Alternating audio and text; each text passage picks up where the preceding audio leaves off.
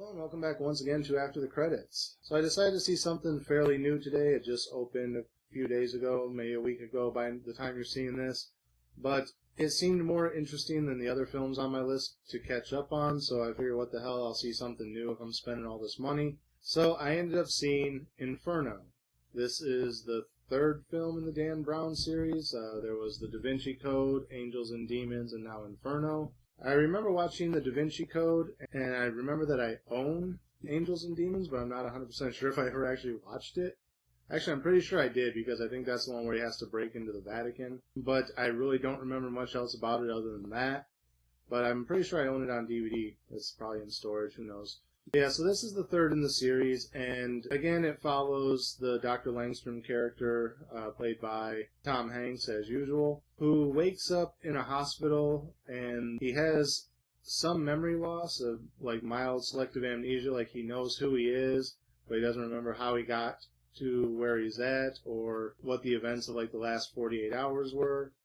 And he keeps having these visions of like devils and torment and things like that, and he's not sure why. The doctor's like, well, maybe it's your mind trying to put the pieces back together of what, how you ended up in the hospital, what happened to you. So as it's all coming together, things kind of pan out and he realizes why he's seeing certain visions. Basically, it's another quest to find something, and we're back to secrets being hidden in the paintings, but these ones weren't placed by Leonardo da Vinci. They were placed by a modern-day man as kind of a scavenger hunt, and they all revolve around Dante and Dante's story, the Inferno, which is why we get the name Inferno, which also relates to the thing that they're trying to track down, which is, I'm pretty sure it's probably in the preview, or if you know anything about the story, you already know what it is, but I don't want to spoil it if it's not obvious.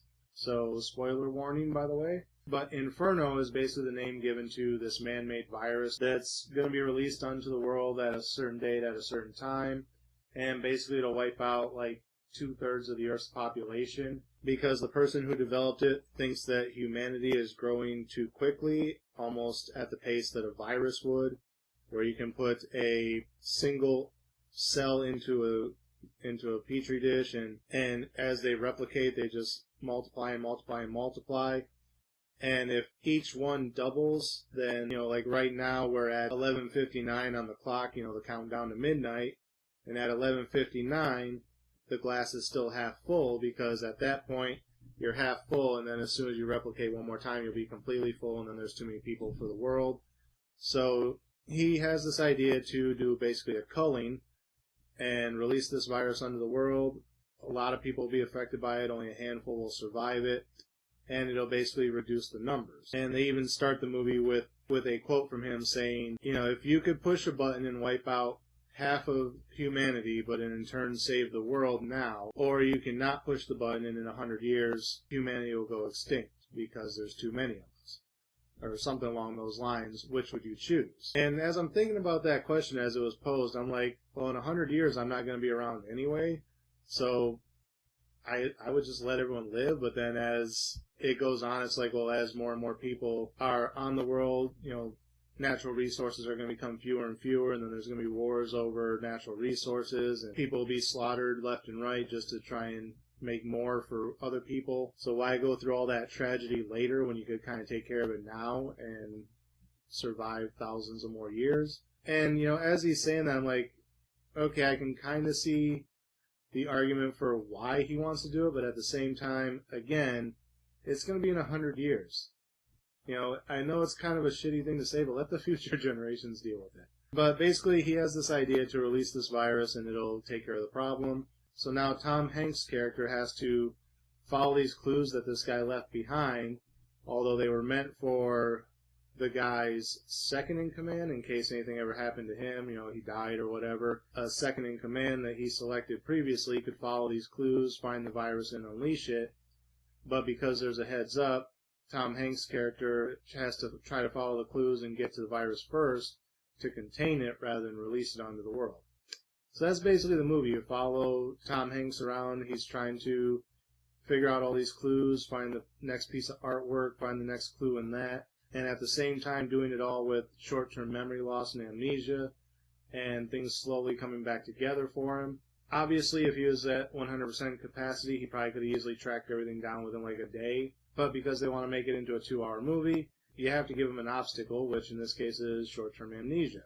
Throughout the course of the movie, as he follows the clues, we do find out what happened to him and why he has the amnesia. But that's kind of a minute point in the overall scope of the movie.